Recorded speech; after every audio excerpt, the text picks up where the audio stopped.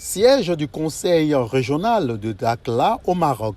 Une vingtaine d'hommes d'affaires présentent les potentialités de la région Occitanie-Pyrénées-Méditerranée située dans le sud-ouest et le sud-est de la France. C'est la troisième région du pays par sa taille avec près de 73 000 km². Le conseil régional Occitanie a consacré une enveloppe de 55 000 milliards de francs CFA à la recherche et à l'innovation dans son budget primitif 2023. Quelques éléments de langage issus de la présentation faite de cette région qui affiche sa volonté de collaborer avec la Côte d'Ivoire et le Maroc.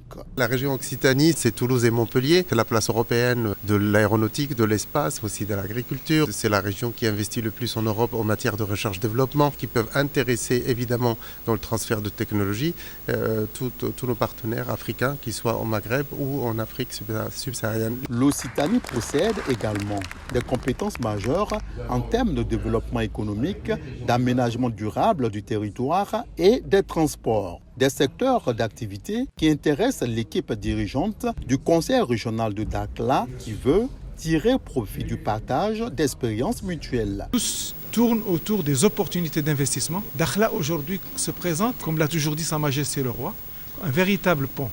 Un pont qui renforce la coopération entre le Maroc d'une part et sa profondeur africaine, mais aussi se présente comme pont entre, pourquoi pas, entre l'Europe et l'Afrique subsaharienne. Après les présentations des atouts des trois régions pour matérialiser la volonté commune de travailler ensemble, elles ont validé un plan d'action. C'est une bonne opportunité en faveur des jeunes, soutient le président de la région du Tonkpi. Le Tonkpi est aussi le leader pour ce qui est de la production du café.